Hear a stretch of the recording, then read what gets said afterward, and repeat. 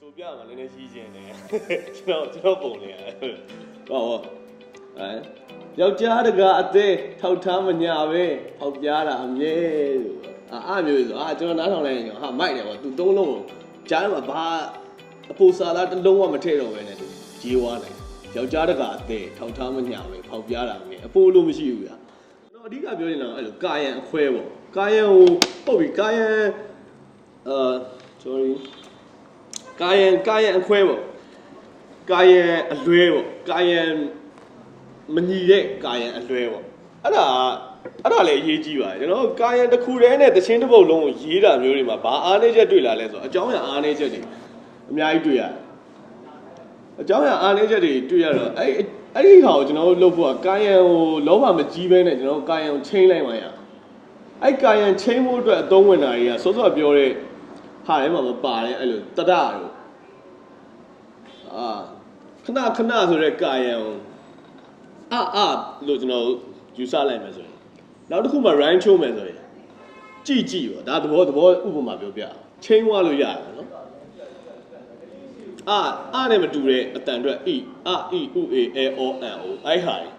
တွေပြီးသွားရင်အသက်ဆိုတာရှိသေးတယ်အသက်ကကြောင့်သူကဘယ်လိုလာလဲဆိုတော့ဥမာဟိုမှာကာကြီးတက်မလားငါတက်မလားဥမာငါတက်နဲ့ညာကလေးတက်နဲ့ဆိုအတူတူပဲ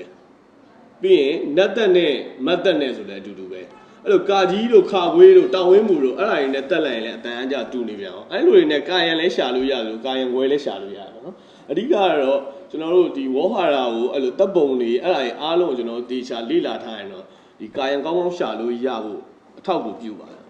ဒီတိုင်းလက်တန်းသုံးတာလည်းသူပညာတစ်မျိုးရှိတယ်လို့ပဲတကယ်တေချာဖွင့်နဲ့ရေးတော့မယ်ဆိုတော့အနေထားမျိုးကြရင်လည်းဒီနီးစနစ်တွေကလိုအပ်လာသချင်းတွေတော်တော်များများပေါ့အဲ့တုန်းကတော့ကျွန်တော်တို့စလေ့လာတယ်ကတော့ဒီ hip hop ဆိုတာဒီကျွန်တော်တို့ဒီမှာတိတ်မတွင်ကျဲသေးဘူးပေါ့နော်ပြီး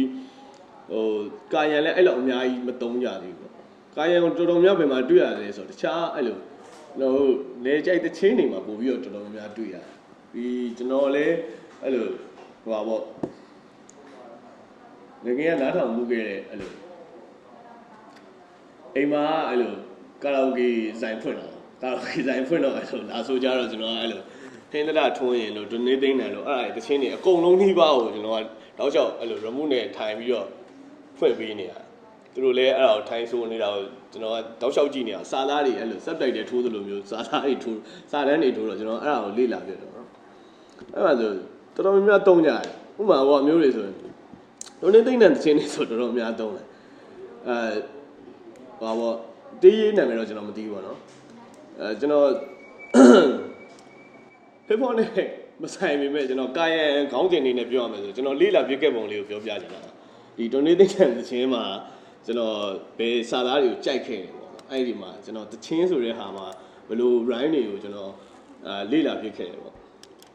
သူ့ထဲမှာသုံးလိုက်ဆိုရင်လိုရှိတယ်ဆိုတော့အဲ့လိုဟိုမှာတော့ဆိုပြမှာလည်းရှိခြင်းနဲ့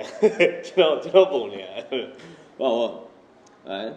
ယောက်ျားတကအသေးထောက်ထားမညာပဲဖောက်ပြားတာအမြဲလို့